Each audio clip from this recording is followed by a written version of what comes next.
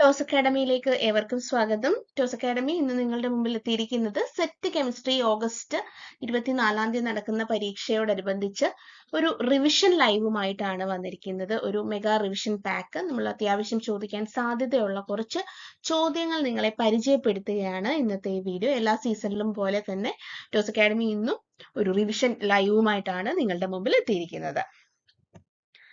അപ്പോൾ തെർമോമെട്രിക് ടൈട്രേഷൻ ഇടയ്ക്കൊക്കെ സെറ്റ് പരീക്ഷകൾ വന്ന് കണ്ടിട്ടുള്ള ഒരു ചോദ്യ ഭാഗമാണ് തെർമോമെട്രിക് ടൈട്രേഷൻ. അപ്പോൾ അതിനെക്കുറിച്ച് ഒരു ഐഡിയ നമ്മൾക്ക് എപ്പോഴും ഉണ്ടായിരിക്കണം.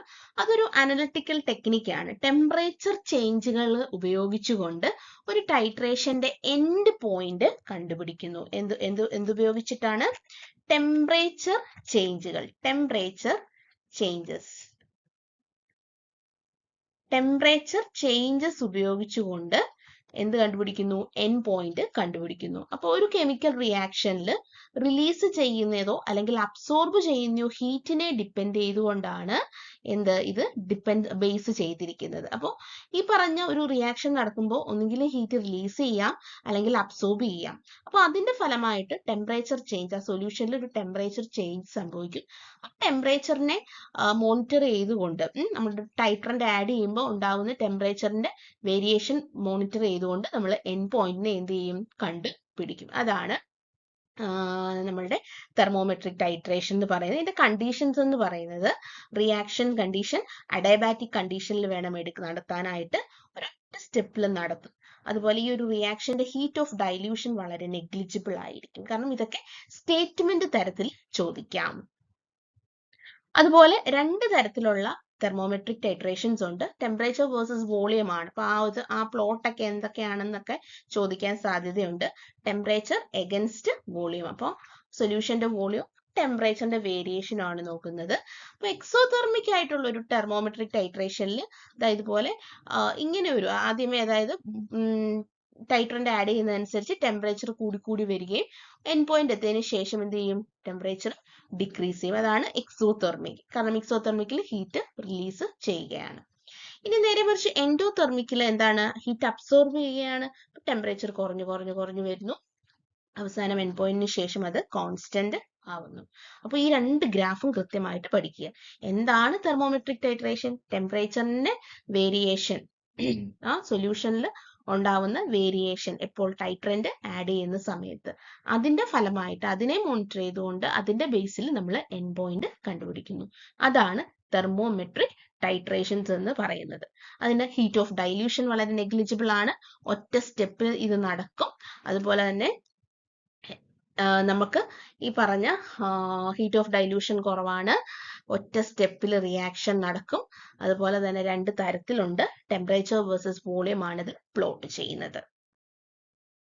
അടുത്ത ക്വസ്റ്റ്യൻ സ്ട്രക്ചർ ഓഫ് ആറ്റത്തിൽ നിന്നാണ്. സ്ട്രക്ചർ ഓഫ് ആറ്റം നിങ്ങൾ പഠിക്കുന്ന സമയത്ത് ഒരുവിധപ്പെട്ട എല്ലാ ഇക്വേഷൻസിന്റെയും ഒരു ബൈഹാർട്ട് ചെയ്യാൻ ശ്രമിച്ചില്ലെങ്കിലും നമുക്ക് കോമൺ ആയിട്ടുള്ള factors, principal quantum number, atomic number, അവരുമായിട്ടൊക്കെയുള്ള ഇവരുടെ റിലേഷൻഷിപ്പ് ഈ സ്ക്വയർ ആയിട്ട് വേരി ചെയ്യുകയാണോ, ഡയറക്റ്റ് വേരിയേഷൻ ആണോ, ഇൻവേഴ്സ് വേരിയേഷൻ ആണോ എന്നുള്ളതൊക്കെ ഒന്ന് കൃത്യമായിട്ട് പഠിച്ചു വെക്കുന്നത് നല്ലതായിരിക്കും. കാരണം ആദ്യം നിന്നൊക്കെ ബൈഹാർട്ട് ചെയ്യാൻ തക്കത്ത രീതിയിലുള്ള ഇക്വേഷൻസ് അല്ല ചോദിക്കുന്നത്, ആ വേരിയേഷൻസ് ആണ് ചോദിച്ച് കാണുന്നത്.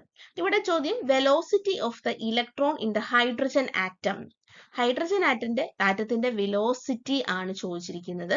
അപ്പൊ നമുക്കറിയാം velocity of an electron in an nth orbital is connected by the equation Vn equal to pi square kme square z by nh. നമുക്ക് ഇവിടെ അറിയേണ്ടത് Vn ഡയറക്ട്ലി പ്രൊപ്പോർഷണൽ ടു സെഡും ഇൻവേഴ്സ്ലി പ്രൊപ്പോർഷണൽ ടു എന്നുമാണ്. സെഡ് എന്ന് പറയുന്നത് നമ്മളുടെ എന്താണ്? Atomic number അല്ല എങ്കിൽ ന്യൂക്ലിയർ ചാർജ്. എൻ എന്ന് പറയുന്നത് പ്രിൻസിപ്പൽ ക്വാണ്ടം നമ്പർ. ഇവിടുത്തെ ക്വസ്റ്റ്യൻസ് എന്താണ്? ഇലക്ട്രോണിന്റെ വെലോസിറ്റി എങ്ങനെ വേരി ചെയ്യുന്നു? First option increases with increasing principal quantum number. Okay, അല്ല, കാരണം ഇൻവേഴ്സ്ലി പ്രൊപ്പോർഷണൽ ആണ്. decreases with the increasing principal quantum number. Yes, Vn inversely proportional to n ആണ്. So Vn കുറയും എന്ത് കൂടുമ്പോൾ പ്രിൻസിപ്പൽ ക്വാണ്ടം നമ്പർ ആയ n കൂടുമ്പോൾ. So option B is the right answer. അടുത്തത് structure of NCH3 thrice and NSiH3 thrice. ഇത് +2 level ചോദ്യമാണ് എങ്കിൽ പോലും ഇത് ഒരുപാട് കോമ്പറ്റീറ്റീവ് എക്സാമിന് ചോദിച്ചിട്ടുള്ളതാണ്, സെറ്റിനും ഒരിക്കൽ ചോദിച്ചിട്ടുള്ളതാണ്. അപ്പോൾ അതിന് അത്രയും ഇമ്പോർട്ടൻസിൽ പഠിക്കുക. അപ്പൊ ഇതിനകത്ത് നമുക്ക് ഈ കോൺസെപ്റ്റ് ഒന്ന് നോക്കാം. വേക്കന്റ് ഡി ഓർബിറ്റൽ, സിലിക്കണിൽ വേക്കന്റ് ഡി ഓർബിറ്റൽ ഉള്ളത് കൊണ്ട് നൈട്രജന്റെയും സിലിക്കന്റെയും ബോണ്ടുകൾക്ക് ഒരു പാർഷ്യൽ ഡബിൾ ബോണ്ട് ക്യാരക്ടർ കിട്ടും. അതായത് ഒരു ബാക്ക് ബോണ്ടിങ് എവിടെയുണ്ട്? നൈട്രജൻ സിലിക്കൺ കേസിൽ ഉണ്ട്. എന്നാൽ കാർബണിന്റെ കേസിൽ അവിടെ ഡി ഓർബിറ്റലുകളൊന്നുമില്ല. അതുകൊണ്ടാണ് NCH3 thrice പിരമിഡൽ ആവുകയും NSiH3 thrice ട്രയഗണൽ പ്ലാനാർ ആവുകയും ചെയ്യുന്നത്. ഓക്കെ, അപ്പോ ഇത് സ്ഥിരം ചോദിക്കുന്നതാണ്. പലപ്പോഴും ചോദിക്കുന്നത് റീസണേക്കാൾ ഉപരി ഇതിന്റെ ഷേപ്പുകളെ കുറിച്ചാണ്. NCH3 thriceന്റെ ഷേപ്പും അതുപോലെ NSiH3 thriceന്റെ ഷേപ്പും. NCH3 thrice പിരമിഡൽ ഷേപ്പ് ആകുന്നു, NSiH3 thrice ട്രയഗണൽ പ്ലാനാർ ആവുന്നു. അതിന്റെ റീസൺ ഈ പറഞ്ഞ ബാക്ക് ബോണ്ടിങ് ആണ്. അടുത്തത് ഇത് സ്ഥിരം ചോദിക്കുന്നതാണ് MO തിയറിയുടെ application.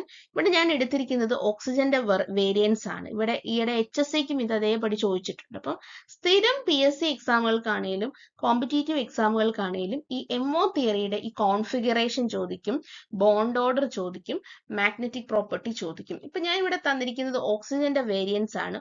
O2 minus, O2, O2 plus, O2 2 minus. Okay, അപ്പോൾ പെറോക്സൈഡ്, അതുപോലെ തന്നെ സൂപ്പർ ഓക്സൈഡ്, ഇവരുടെ ഒക്കെ ചോദിക്കും.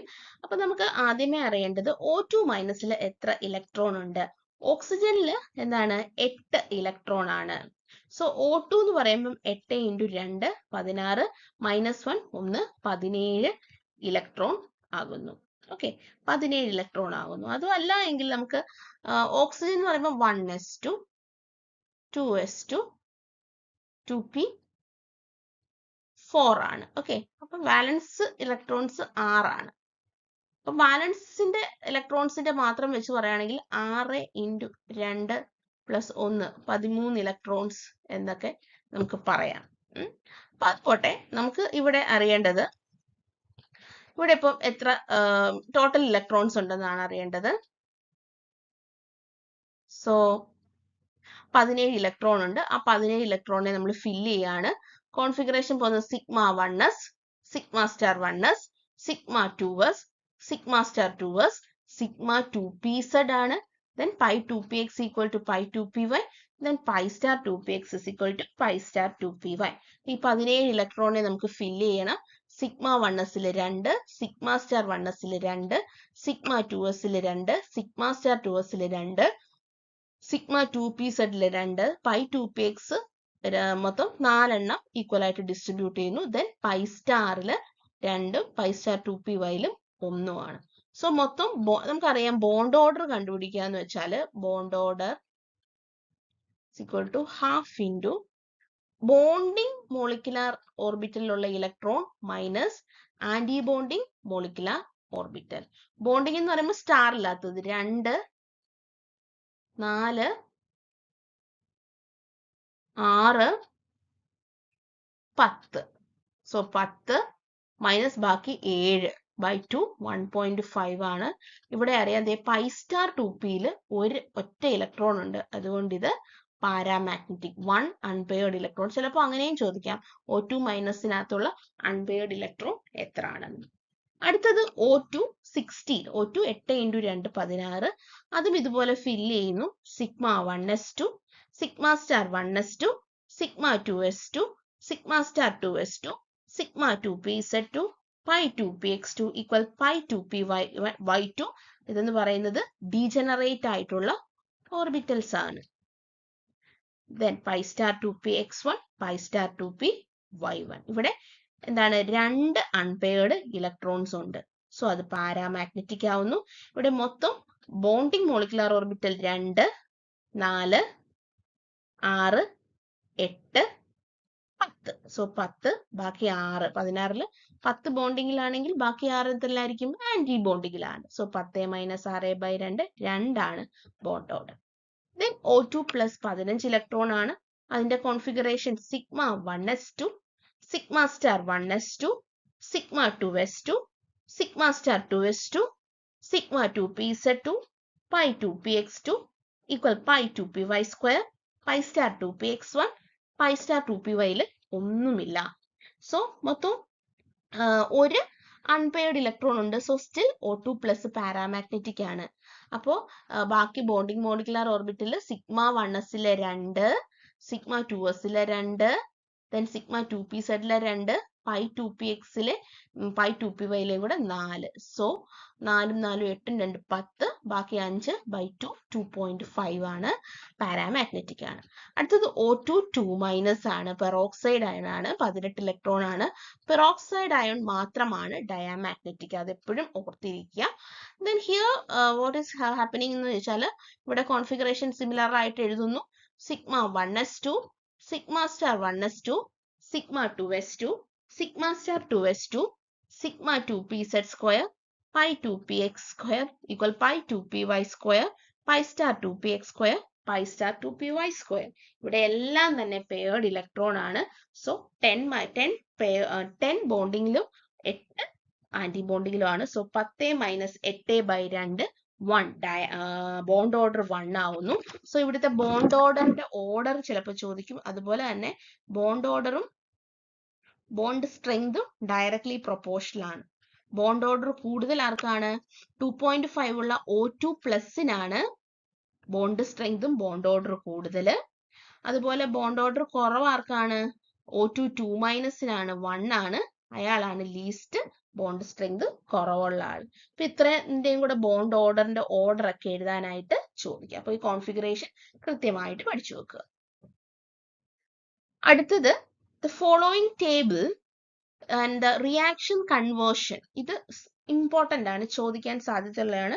ബയോ ഇനോർഗാനിക് പഠിക്കുമ്പോൾ ബയോ ഇനോർഗാനിക്കിലെ എല്ലാ റിയാക്ഷൻസും അതുപോലെ എല്ലാ മെറ്റാലോ എൻസൈംസും എല്ലാ പിഗ്മെന്റ്സും പഠിച്ച് പോകുന്നത് നല്ലതായിരിക്കും. ഓക്കെ, അപ്പോൾ നമുക്ക് പറയാം കാറ്റലീസ് എന്ന് പറയുന്നത് H2O2യുടെ ഈ പറഞ്ഞ പോലെ എന്താണ് ക്ലീവേജ് ഡീകമ്പോസിഷനെയാണ് കാറ്റലൈസ് ചെയ്യുന്നത്. സോ R4 വരുന്ന ഒരൊറ്റ ഓപ്ഷനേ ഉള്ളൂ. ദെൻ P2 സൈറ്റോക്രോം P450 നോക്കുക, ഹൈഡ്രോ കാർബൺസിലേക്ക് ഓക്സിഡേഷൻ സംഭവിക്കുന്നതാണ്, ഹൈഡ്രോക്സിലേഷൻ, അത് ആൽക്കഹോൾ ആയിട്ട് മാറുന്നതാണ്, അത് കാറ്റലൈസ് ചെയ്യുന്നത് cytochrome P450. Then cytochrome C oxidase, അത് ഓക്സിജന്റെ ഇതാണ് നോക്കുന്നത്. O2 + 4 ഇലക്ട്രോൺ + 8H+, ഓക്സിജൻ എന്ത് ചെയ്യുന്നു? റിഡക്ഷൻ ആണ് അവിടെ സംഭവിക്കുന്നത്, H2 ആയിട്ട് മാറുന്നു. ദെൻ കോഎൻസൈം B12 എന്ന് പറയുന്നത് നോക്കിക്കേ, NH2 CH2 CO2 H നെ NH2 CH CH2OH COOH ആക്കി മാറ്റുന്നു. കോഎൻസൈം B12ന്റെ. അപ്പൊ ഈ റിയാക്ഷൻസ് എല്ലാം തന്നെ നിങ്ങൾ കൃത്യമായിട്ട് ഒന്ന് ബൈ ഹാർട്ട് ചെയ്യണം, കാരണം അത് സ്ഥിരം ചോദിക്കുന്നതാണ്. നമ്മളോട് സ്ഥിരം ഇതിന്റെ ഒരു ഏതൊക്കെ റിയാക്ഷൻസിനെയാണ് അത് എന്താണ് നമ്മുടെ കാറ്റലൈസ് ചെയ്യുന്നത് എന്നുള്ളത് കൃത്യമായിട്ട് ചോദിക്കുന്നതാണ്. അപ്പോൾ അത് കൃത്യമായിട്ട് ഇപ്പൊ ഒരു റാഡിക്കൽ റിയാക്ഷൻസ് ഒക്കെയാണ് കോഎൻസൈം B12 ആക്ട് ചെയ്യുന്നത്. അതുപോലെ തന്നെ ഒരു 1-2 ഷിഫ്റ്റ് മൈഗ്രേഷൻ റിയാക്ഷൻസ് ഒക്കെയാണ്, ഒരു മൈഗ്രേഷൻ റിയാക്ഷൻ ആണ് ഇവര് കാറ്റലൈസ് ചെയ്യുന്നത്. അപ്പോൾ ഇതിന്റെ കൃത്യമായിട്ടുള്ള ഈ റിയാക്ഷൻസ് എല്ലാം തന്നെ നിങ്ങളൊന്ന് ഒന്ന് ബൈ ഹാർട്ട് ചെയ്യുന്നത് നല്ലതായിരിക്കും. കാരണം നമ്മളുടെ ഒരു എന്താണ് റിയാക്ഷൻസ് ആസ് സച്ച് ആയിട്ട് ഇപ്പൊ കോഎൻസൈം B12ന്റെ ഒരു ഫംഗ്ഷൻ ആണ് ഈ പറഞ്ഞ പോലെ 1-2 ഷിഫ്റ്റ്, സബ്സ്റ്റിറ്റ്യൂന്റ് ഹൈഡ്രജൻ ആറ്റവും പൊസിഷൻസ് എക്സ്ചേഞ്ച് ചെയ്യുന്നത്.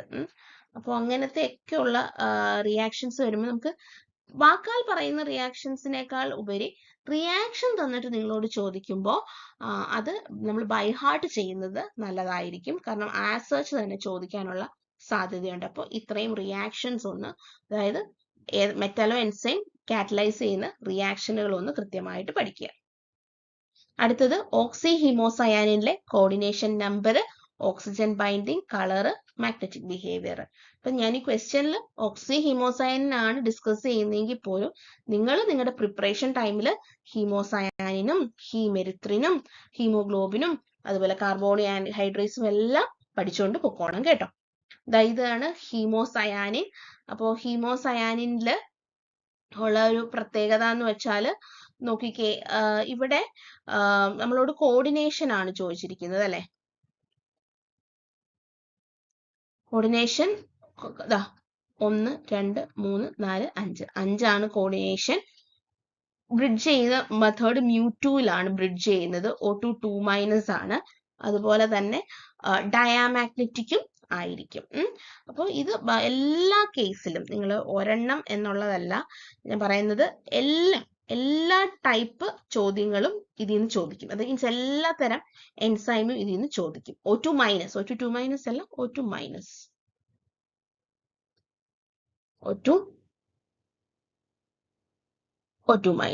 നോക്കിക്കേ. അപ്പോൾ 5 μ-η2 ബ്രിഡ്ജിങ്, η2 O2- അതുപോലെ ബ്ലൂ കളർ ആയിരിക്കും. അപ്പോൾ നോക്കിക്കേ, ഇവിടെ 3 എൻഹിസ്റ്റിഡിൻ, പിന്നെ 2 ഓക്സിജനിലേക്കാണ്. അങ്ങനെയാണ് 5 വന്നത്. 2 കോപ്പറും 5ലാണ് നിൽക്കുന്നത്. അപ്പോൾ ഇതിൽ നിന്നൊക്കെ ചോദ്യങ്ങൾ വരാം. കോർഡിനേഷൻ നമ്പർ 5, O2ന്റെ ബ്രിഡ്ജിങ് മോഡ് μ2 ബ്രിഡ്ജിങ് മോഡാണ് പറയുന്നത്. അപ്പോൾ അങ്ങനെയൊക്കെ ചോദ്യം വരാം. അപ്പൊ എല്ലാ എൻസൈമും അതിന്റെ ബോണ്ടിങ് പഠിച്ചോണം. ഓക്കെ. അടുത്തത് IR സ്പെക്ട്രയാണ്. IR സ്പെക്ട്ര പ്രധാനപ്പെട്ട മോളിക്യൂൾസിന്റെ എല്ലാത്തിന്റെയും ബോണ്ട് മീൻസ് എന്താണ് വാല്യൂ റേഞ്ചുകൾ നമ്മൾ കൃത്യമായിട്ടൊന്ന് അറിഞ്ഞിരിക്കുക. ഞാൻ പറയാം. ഇപ്പോൾ നമ്മളുടെ ആൽക്കഹോളിലൊക്കെ OH ഗ്രൂപ്പ് ഉണ്ട്, ഫിനോൾസിലുണ്ട്, കാർബോക്സിലിക് ആസിഡിലുണ്ട്. അതിന്റെ OH സ്ട്രെച്ചിങ് വരുന്നൊരു റേഞ്ച് 3700-നും 3200-നും ഇടയിലായിരിക്കും. NH സ്ട്രെച്ചിങ്ങും അതേ റേഞ്ചാണ്. പ്രൈമറി ആൻഡ് സെക്കൻഡറി അമീൻസിലും അമൈഡ്സിലും ഒക്കെ വരുന്ന NH സ്ട്രെച്ചിങ്ങിന്റെ റേഞ്ചും 3700-3200 ആണ്. ദെൻ ടെർമിനൽ ആൽക്കൈൻസ്, ഏറ്റവും ഒറ്റ ട്രിപ്പിൾ ബോണ്ട് വരുന്ന ടെർമിനൽ ആൽക്കൈൻസിന്റെ അത് വളരെ ഇമ്പോർട്ടന്റ് ആണ്. സെറ്റിന് ചോദിച്ചിട്ടുണ്ട്. ബ്യൂട്ട് 1I ആണ് ചോദിച്ചത്. So triple CH stretching 3220-3300 centimetre inverse ആയിരുന്നു ഓപ്ഷൻ. അടുത്തത് ആൽക്കീൻസിലെ ഡബിൾ ബോണ്ട് CH സ്ട്രെച്ചിങ് 3100-നും 3000-നും ഇടയിൽ വരുന്നു. അരോമാറ്റിക്സിൽ CH സ്ട്രെച്ചിങ്ങും അതേ റേഞ്ചിലാണ് വരുന്നത്. ഇനി CH3 CH2 ഗ്രൂപ്പ്സ് ഉള്ള CH സ്ട്രെച്ചിങ് 3000-2700 വരുന്നു. Then C triple bond C, ഇത് നമ്മൾ പഠിച്ചത് C triple bond CH terminal ആൽക്കൈൻ്റെ ആയിരുന്നു 3300 വരുന്നത്. ഇനി C ട്രിപ്പിൾ ബോണ്ട് C എന്ന് പറയുന്നത് 2300-2100 റേഞ്ചിലാണ് വരുന്നത്. ദെൻ CO കാർബോണിൽ ഗ്രൂപ്പ്സ് വരുന്ന ഒരു റേഞ്ച് ആണ് 1000 തൊട്ട് 1820. അത് തന്നെ പല കോമ്പൗണ്ട്സും പലതാണ്. 1710 കീറ്റോ അങ്ങനെ പോവും. അതും കൂടെ ഒന്ന് നോക്കി പോവുക. ദെൻ അരോമാറ്റിക്സും ആൽക്കീൻസിലും C double bond C stretching വരുന്നത് 1680-1500 ഇടയിലാണ്. ദെൻ നൈട്രോ കോമ്പൗണ്ട്സിലെ നൈട്രോ ഗ്രൂപ്പിന്റെ സ്ട്രെച്ചിങ് വരുന്നത് 1550-1500. അപ്പൊ ഇത് ജസ്റ്റ് ഞാനൊരു സ്പെക്ട്ര പറഞ്ഞതേ ഉള്ളൂ. അപ്പം ജനറലായി കാർബോണിൽസിന്റെ ഒക്കെ എല്ലാത്തിന്റെയും ഒരു ബാൻഡ് നിങ്ങൾ പഠിച്ചിട്ട് പോവുക കേട്ടോ. അടുത്തത് തന്നിരിക്കുന്ന വൈബ്രേഷണൽ മോഡില് IR ആക്റ്റീവ് ഏതാണെന്നാണ് ചോദ്യം. ഡൈപോൾ മൊമെന്റ് 0 ആകുന്ന സ്ട്രെച്ചിങ് എവിടെയാണോ അവിടെ IR ഇനാക്റ്റീവ് ആയിരിക്കും. നമുക്കറിയാം ലീനിയർ മോളിക്യൂൾസ് സിമെട്രിക് സ്ട്രെച്ചിങ് ഒരേപോലെ ഒന്നിങ്ങോട്ടും ഒരേ ഡയറക്ഷൻ മീൻസ് ഓപ്പോസിറ്റ് ഡയറക്ഷനിൽ സെയിം എക്സ്റ്റെന്റിൽ സ്ട്രെച്ച് ചെയ്യുന്നു. അതിനാണ് സിമെട്രിക് സ്ട്രെച്ചിങ്. അങ്ങനെ വരുമ്പോൾ ഡൈപോൾ മൊമെന്റ് 0 ആണ്. സോ ആദ്യമേ കാണിച്ചിരിക്കുന്ന കേസിൽ അത് IR ഇനാക്റ്റീവ് ആണ്, ഡൈപോൾ മൊമെന്റ് 0 ആണ്.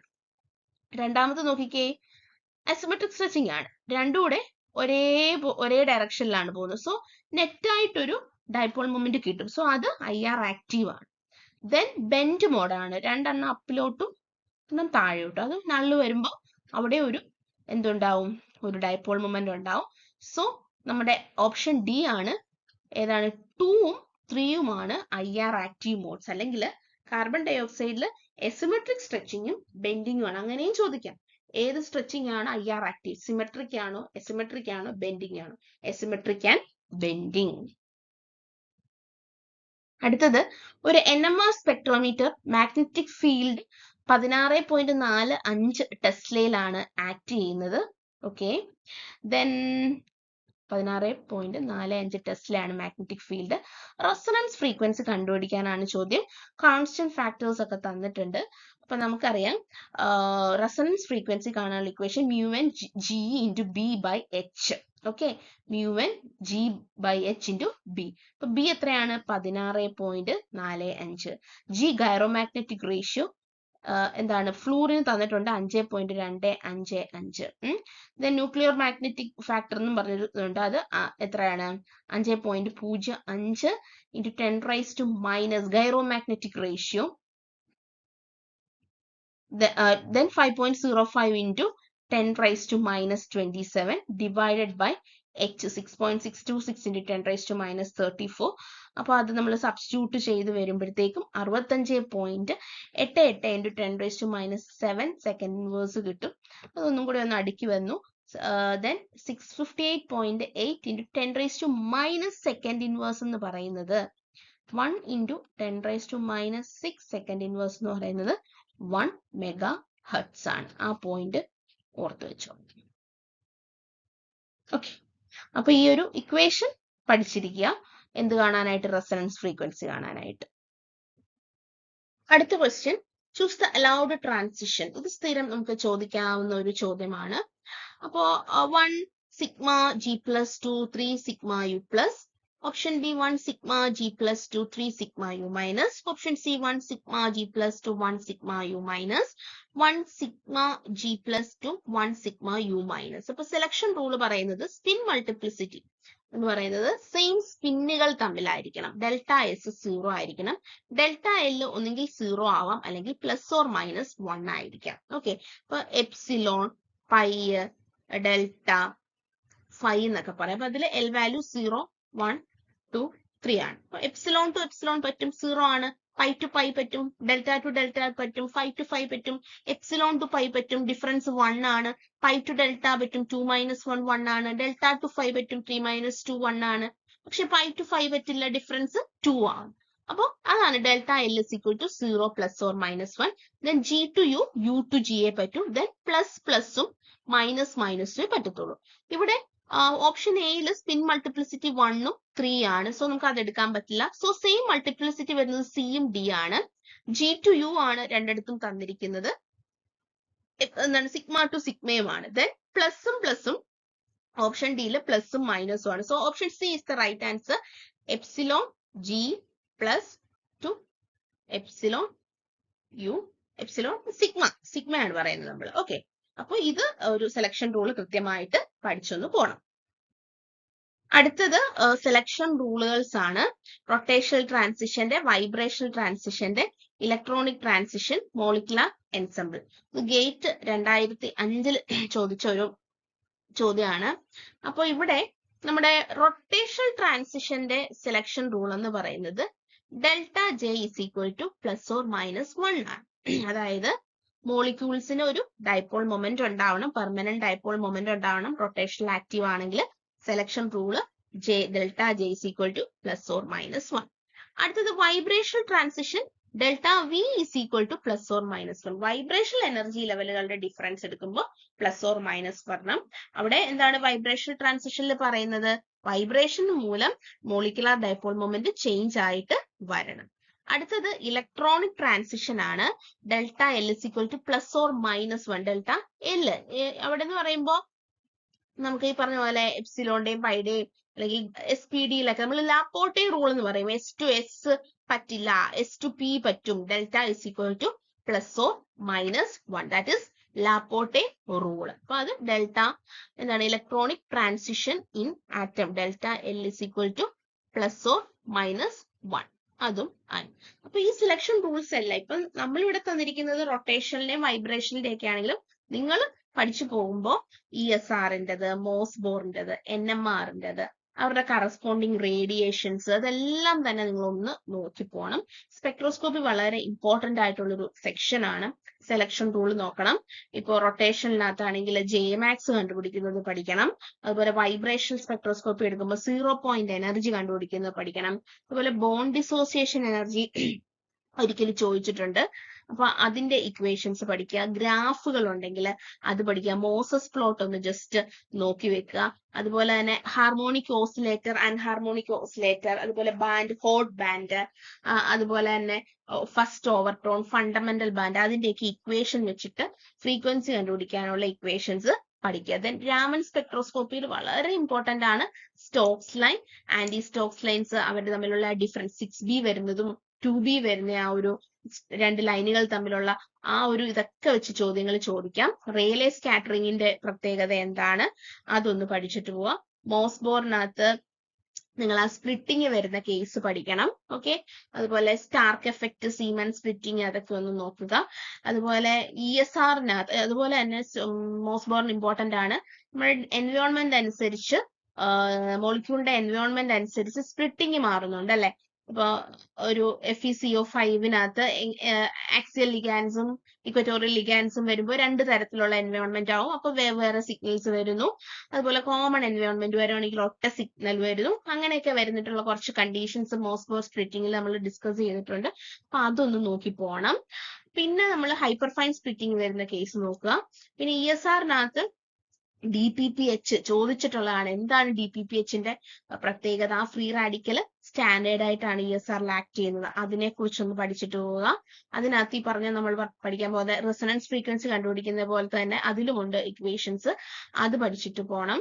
ദെൻ NMR സ്പെക്ട്രോസ്കോപ്പിയിൽ നിങ്ങൾ കൃത്യമായിട്ട് അതിലും ഇതുപോലത്തെ ഉള്ള നമ്മൾ ഓൾറെഡി പഠിച്ച റെസൊണൻസ് ഫ്രീക്വൻസി കണ്ടുപിടിക്കാന്, അതുപോലെ സിഗ്നൽസ് പ്രെഡിക്റ്റ് ചെയ്യാനായിട്ടുള്ള ചോദ്യങ്ങളുണ്ട്. സിഗ്നൽസ് എത്ര എണ്ണം വരുന്നു എന്നുള്ളതെന്ന് നോക്കുക.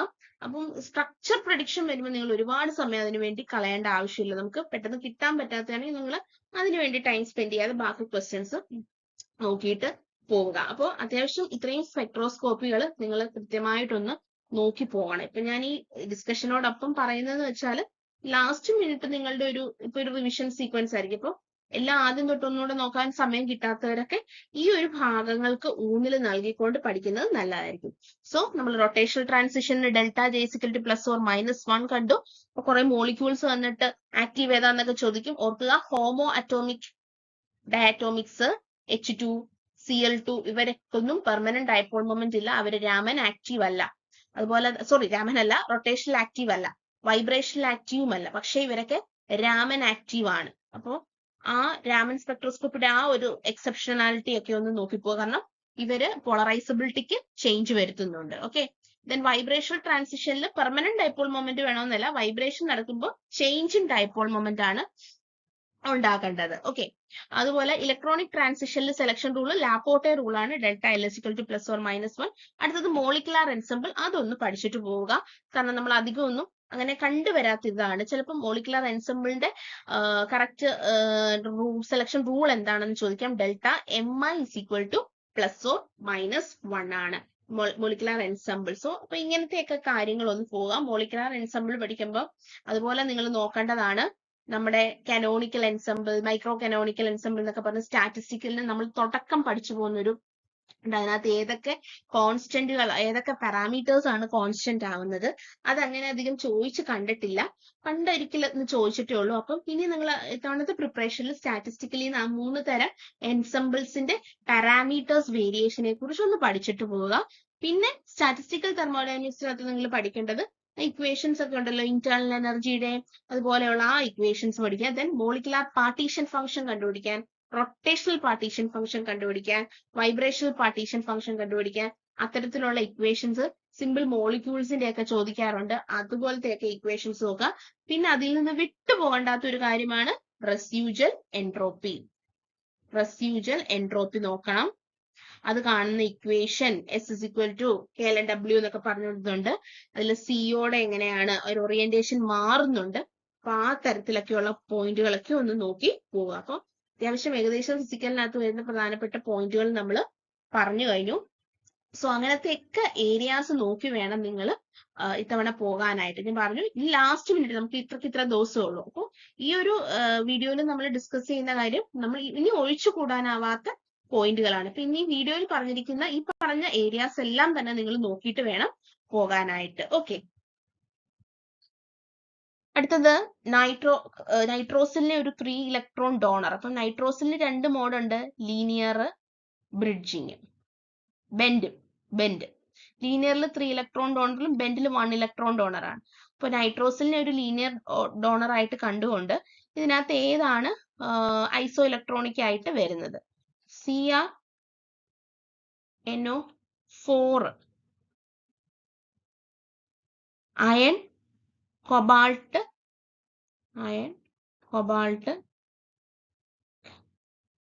Zinc, then scandium, titanium, vanadium, chromium, manganese. So D4S2. ഇപ്പം 6 പ്ലസ് 4 3 12 18 ഇലക്ട്രോൺ. then MnCoNO3, മാംഗനസിന്റെ 7, കാർബോണിലിന്റെ 2, ഇയാളുടെ 3 × 3 9 18. അപ്പൊ CrNO4ഉം അതും 18 ആയി. അടുത്തത് CoNO3 ആണ്, കൊബാൾട്ട് ആണ് 9 പ്ലസ് 3 × 3 അത് 18, അയാളും 18 ഇലക്ട്രോൺ ആയി. FeCO2, Feയുടെ 8, കാർബോണിലിന്റെ 4, അയാളുടെ 6, അതും 18. എല്ലാം തന്നെ ഐസോ ഇലക്ട്രോണിക് ആണ്. അപ്പോൾ ചിലപ്പോൾ ഇപ്പോൾ ഇതിനകത്ത് ഇങ്ങനെ 3 ഇലക്ട്രോൺ ഡോണർ എന്ന് തന്നെ അങ്ങ് അവർ തുറന്നു പറഞ്ഞു. മിക്കപ്പോഴും പരീക്ഷയിൽ അത് എന്തായിട്ടാണ് ചോദിക്കുന്നത്? നമ്മളുടെ മോഡ് പറയും, ബെൻഡ് ആയിട്ട് ആക്ട് ചെയ്യുന്നു അല്ലെങ്കിൽ ലീനിയർ ആയിട്ട് ആക്ട് ചെയ്യുന്നു. ഇത് dimensions of Planck constant. Dimensions of Planck constant എന്ന് പറയുന്നത്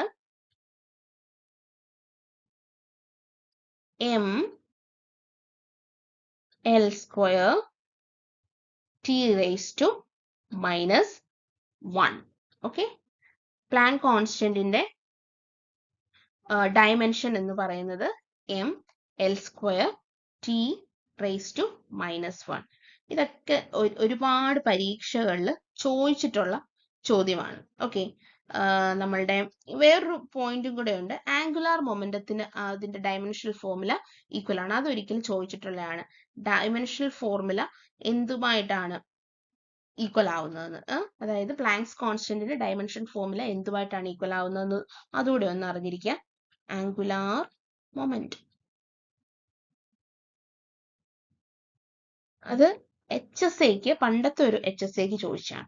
പ്ലാങ്ക് കോൺസ്റ്റന്റിന്റെ വാല്യൂ നിങ്ങൾ നോക്കുക, mL² T⁻⁻1 അത് പഠിക്കുക.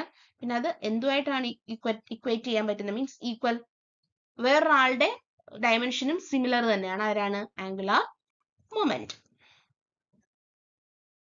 അടുത്തത് bone that gives the most intense band in the infrared spectrum for its stretching vibration. Intense band എന്തിനെ ഡിപ്പെൻഡ് ചെയ്യുന്നു? ഇലക്ട്രോനെഗറ്റിവിറ്റിയെ.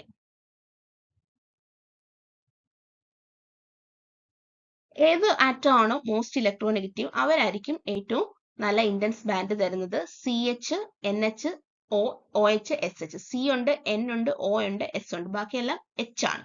ഇതിനകത്ത് മോസ്റ്റ് ഇലക്ട്രോനെഗറ്റീവ് എന്ന് പറയുന്നത് ആരാണ്? നമ്മളുടെ ഓക്സിജൻ ആണ്. So OH band. ഇത് പിന്നെ സ്റ്റീരിയോ കെമിസ്ട്രി നിങ്ങൾ കൃത്യമായിട്ട് ഒന്ന് പഠിച്ചിട്ട് പോകണം കോൺഫിഗറേഷൻ എഴുതാനായിട്ട്. അപ്പോൾ ഒരു ഷോർട്ട് കട്ട് എന്ന് പറഞ്ഞു തരാം. ഇങ്ങനത്തെ ഒരു കോൺഫിഗറേഷൻ ആണ് നിങ്ങൾക്ക് തരുന്നതെങ്കിൽ ഇപ്പൊ നമ്മളുടെ ഫോർത്ത് ലീസ്റ്റ് പ്രയോറിറ്റി വരുന്ന ഫോർത്ത് ഗ്രൂപ്പ് ഹൊറിസോണ്ടൽ ആയിട്ട് നിൽക്കുകയാണെങ്കിൽ നമ്മള് റൊട്ടേറ്റ് ചെയ്യുന്നതിന്റെ ഓപ്പോസിറ്റ് എടുക്കണം. നമ്മൾ റൊട്ടേറ്റ് ചെയ്ത് ക്ലോക്ക് വൈസ് റൊട്ടേറ്റ് ചെയ്യുമ്പോൾ ക്ലോക്ക് വൈസ് ഇങ്ങനെ റൊട്ടേറ്റ് ചെയ്യുമ്പോൾ 6 ആണ് കിട്ടുന്നതെങ്കിൽ ഈ പറഞ്ഞ ഫോർത്ത് ഗ്രൂപ്പ് ഇങ്ങനെ ഈ ഒരു ഹൊറിസോണ്ടൽ പൊസിഷനിലാണ് നിൽക്കുന്നതെങ്കിൽ നിങ്ങൾക്ക് 6 കിട്ടുന്നെങ്കിൽ ജസ്റ്റ് റിവേഴ്സ് ചെയ്യുക. നേരെ മറിച്ച് ഈ ഫോർത്ത് ഗ്രൂപ്പ് ഇതുപോലെ താഴെ ഈ ലൈൻ്റെ അവിടെയാണ് നിൽക്കുന്നതെങ്കിൽ, വെർട്ടിക്കൽ ആയിട്ടാണ് നിൽക്കുന്നതെങ്കിൽ എന്താണോ നിങ്ങൾക്ക് കിട്ടുന്നത്, ഇപ്പം 1 2 3 4 എന്താണോ എന്താണ് റൊട്ടേറ്റ് ചെയ്യുമ്പോൾ കിട്ടുന്നത് ആ കോൺഫിഗറേഷൻ തന്നെ എഴുതുക. അത് ജസ്റ്റ് ഒരു ഷോർട്ട് കട്ട്. അപ്പോൾ നമ്മുടെ ചാനലിൽ തന്നെ സ്റ്റീരിയോ കെമിസ്ട്രിയുടെ ഷോർട്ട് കട്ട് കിടപ്പുണ്ട്, അതുകൊണ്ടാണ് വീണ്ടും ബ്രോഡായിട്ട് പറഞ്ഞു പോകാത്തത്. അപ്പോൾ ഈ ഒരു ചെറിയ ഷോർട്ട് കട്ട് പറഞ്ഞു നിർത്തുന്നത് അതാണ്. അപ്പോൾ ആ വീഡിയോയും കൂടെ ഒന്ന് കണ്ടാൽ നമുക്ക് കുറച്ചുകൂടി എക്സാമ്പിൾസ് കിട്ടും. അടുത്തത് the two most stable form of cyclohexane. Chair ഫോമും ബോട്ട് ഫോമും ആണ് മോസ്റ്റ് രണ്ട് സ്റ്റേബിൾ ഫോംസ്. അതിന്റെ സ്പെഷ്യാലിറ്റീസും കൂടെ നോക്കണം. നമുക്ക് ഈ പറഞ്ഞ പോലെ സ്റ്റേറ്റ്മെന്റ് ആയിട്ട് ചോദിക്കാൻ സാധ്യതയുണ്ട്. ചെയർ ഫോമിൽ ആംഗിൾ സ്ട്രെയിൻ ഇല്ല, ടോർഷണൽ സ്ട്രെയിൻ ഇല്ല, ഫ്ലാഗ് പോൾ ഇന്ററാക്ഷൻ ഇല്ല, എക്ലിപ്സ്ഡ് കണ്ടീഷൻസ് ഒന്നും ഈതേനിൽ കാണുന്ന പോലെ ഒന്നുമില്ല. നേരെ മറിച്ച് ബോട്ട് ഫോമിലും ഈ പറഞ്ഞ പോലെ ആംഗിൾ സ്ട്രെയിൻ ഇല്ല എങ്കിലും ടോർഷണൽ സ്ട്രെയിൻ ഉണ്ട്. ചെയർ ഫോം ആണ് ഏറ്റവും സ്റ്റേബിൾ. അത് കഴിഞ്ഞിട്ട് ബോട്ട് വരുന്നുള്ളൂ. പിന്നെ ഫ്ലാഗ് പോൾ ഇന്ററാക്ഷൻസ് ഉണ്ട്, രണ്ട് എക്ലിപ്സ്ഡ് ഈതേൻ കണ്ടീഷൻസും ഉണ്ട്. സോ രണ്ട് മോസ്റ്റ് സ്റ്റേബിൾ ഫോം ചെയർ ആണ്. ഏറ്റവും സ്റ്റേബിൾ ഫോം ചെയർ ആണ്. ഓക്കെ, ചെയറും ബോട്ടും ആണ് രണ്ട് സ്റ്റേബിൾ ഫോം. അടുത്തത് the number of 3-center 2-electron bonds in Al2B4H18. അപ്പൊ നമ്മൾ ബൊറൈൻസ് പഠിച്ചു അല്ലെ? BH ബോണ്ട് വരുന്ന കോമ്പൗണ്ടുകളെയാണ് നമ്മൾ ബൊറൈൻസ് എന്ന് വിളിക്കുന്നത്. അപ്പോ അലുമിനിയം ഫോം ചെയ്യുന്നതിനെ അലൈൻസ് എന്ന് പറയും. അലൈൻസ്. അപ്പൊ അലൈൻസിൽ നിന്നുള്ള ചോദ്യങ്ങൾ നമുക്ക് പ്രതീക്ഷിക്കാം. ഈ പറഞ്ഞ ഒരുപാട് അലൈൻസ് ഒന്നുമില്ല, വളരെ കുറച്ചേ ഉള്ളൂ. അപ്പൊ അതിന് നിങ്ങൾ ഒന്നെങ്കിൽ സ്ട്രക്ചർ കാണാതെ പഠിക്കണം, അല്ലെങ്കിൽ ഈ ബോണ്ടിന്റെ എണ്ണം അങ്ങ് കാണാതെ പഠിക്കണം. ഇത് ഒരുപാട് പരീക്ഷകൾക്ക് ചോദിച്ചിട്ടുള്ളതാണ്. CSIR-നൊക്കെ റിപ്പീറ്റഡ് ആയിട്ട് ചോദിച്ചിട്ടുള്ള number of 3-center 2-electron bonds in Al2B4H18. Okay, അപ്പൊ ഇതിന്റെ സ്ട്രക്ചറിൽ നമുക്കറിയാം 3-center 2-electron ബോണ്ട് നിങ്ങൾ വെയ്റ്റ്സ് റൂളിലൊക്കെ പഠിച്ചു അല്ലെ? BH B B B bond, BH B bond, BH bond, BB bonds എന്നൊക്കെ പറഞ്ഞു. അപ്പൊ ഇവിടെ അതുപോലെ Al2B4H18 എത്ര ഉണ്ട്? 10 3-center ഇലക്ട്രോൺ ഉണ്ട്. കണ്ടോ? 1 2 3 4 5 6 7 8 9 10. എത്ര ഉണ്ട്? 10 3-center 2-electron ബോണ്ട്. AlHB അങ്ങനെയാണ് വരുന്നത്. AlHB aluminium hydrogen boron. നമ്മൾ നേരത്തെ BHB പറഞ്ഞ പോലെ അവിടെ B മാറി അലുമിനിയം ആകുന്നു. സോ അങ്ങനത്തെയുള്ള ഒരു കോംപ്ലക്സ് ആണ് Al2B4H18 എന്ന് പറയുന്നത്. Number of 3-center 2-electron bond എത്രയാണ്? 10. അടുത്തത് 3-center 4-electron ബോണ്ട് കാണുന്ന എവിടെയാണെന്നറിയാമോ? Al2Cl6. അതും CSIR-ന് ചോദിച്ചിട്ടുണ്ട്. Al2Cl6-ല് എന്ത് ബോണ്ടാണ്? 3-center 4-electron ബോണ്ടാണ്. നമ്മൾ ബൊറൈൻസിലൊക്കെ തന്നെ പഠിച്ചത് 3-center 2-electron ആണ്. 2-center 2-electronഉം 3-center 2-electronഉം ആണ് പഠിച്ചത്. പക്ഷെ നോക്കിക്കേ, ഇവിടെ നമ്മളുടെ അലുമിനിയം നമ്മൾ പെട്ടെന്നൊന്നും ചിന്തിക്കില്ല Al2Cl6 എന്ന് പറയുന്ന ഒരു കോമ്പൗണ്ടിന് അങ്ങനെ ഒരു പ്രത്യേകത ഉണ്ടെന്നൊന്നും പെട്ടെന്ന് നമ്മൾ ഓർക്കത്തില്ല അല്ലെ? Al2Cl6-ന് അത് 3-center 4-electron ബോണ്ട് ഉണ്ട്. നോക്കിക്കേ, Cl ഡൈബൊറൈന്റെ പോലത്തെ സ്ട്രക്ചർ. ഡൈബൊറൈന് പക്ഷെ 2-electron ആണ്. Al2Cl6. ഈ AlCl ഉണ്ടല്ലോ, ഈ ബോണ്ട്, ഇത് 4-electron ആണ്. 3-center 4-electron ബോണ്ടാണ്. അപ്പോൾ ഇങ്ങനത്തെ ഒക്കെ ചോദ്യം നമുക്ക് ബൊറൈൻസിനകത്തുനിന്ന് ക്ലോസോനിഡോ അരാക്നോ ആണ് സ്ഥിരം ചോദിക്കുന്നതെങ്കിൽ പോലും ഇത് നമുക്ക് ഒഴിവാക്കാൻ പറ്റില്ല. ഇപ്പം ഓൾറെഡി നമ്മളെടുത്ത് പബ്ലിക് വീഡിയോസിലൊക്കെ ഞാൻ ഈ ക്ലോസോനിഡോ അരാക്നോ സിൻഡിൽ ക്ലസ്റ്റേഴ്സ് ഒക്കെ ഡിസ്കസ് ചെയ്തിട്ടുണ്ട്. നിങ്ങൾ അത് കാണാനായിട്ട്, ആ എക്സാമ്പിൾസ് കാണാനായിട്ടൊന്ന് നമ്മുടെ യൂട്യൂബ് ചാനലിൽ റെഫർ ചെയ്താൽ മതിയാവും. ഇതുവരെ പറയാത്തൊരു സെക്ഷനാണ് അലൈൻസിന്റെ കാര്യം. അതുകൊണ്ടാണ് ഈ വീഡിയോയിൽ അലൈൻസ് ഡിസ്കസ് ചെയ്തത്. അപ്പോൾ അതിന്റെ അർത്ഥം ക്ലോസോനിഡോ നോക്കരുത് എന്നല്ല. അപ്പോൾ നിങ്ങൾ ഈ Al2B4H8ഉം Al2Cl6ഉം നോക്കുക.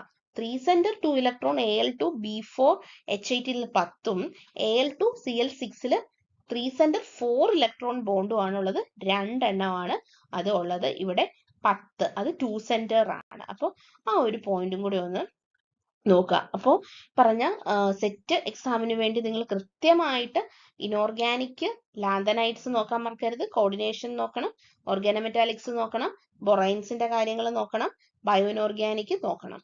ഓർഗാനിക്കില് നെയിംഡ് റിയാക്ഷൻസ് നോക്കുക, സിലബസിൽ പറഞ്ഞിരിക്കുന്ന സ്റ്റീരിയോ കെമിസ്ട്രി നോക്കുക, പിന്നെ ഫോട്ടോകെമിസ്ട്രി നോക്കുക. അതുപോലെ തന്നെ ഇമ്പോർട്ടൻസ് കൊടുക്കണം നാച്ചുറൽ മോളിക്യൂൾസിൽ നമ്മുടെ പിരിമിഡിൻ അനലോഗ്സും അതുപോലെ തന്നെ എന്താണ് പ്യൂരിൻ അനലോഗ്സും DNA-യുടെ ബേസുകൾ, നൈട്രജൻ ബേസുകളുടെ സ്ട്രക്ചർ ഒന്ന് നോക്കിയിട്ട് പോകണം. ഇപ്പൊ അങ്ങനെ ചോദ്യങ്ങൾ വരുന്നതായിട്ട് നമുക്ക് ശ്രദ്ധയിൽപ്പെടുന്നുണ്ട്.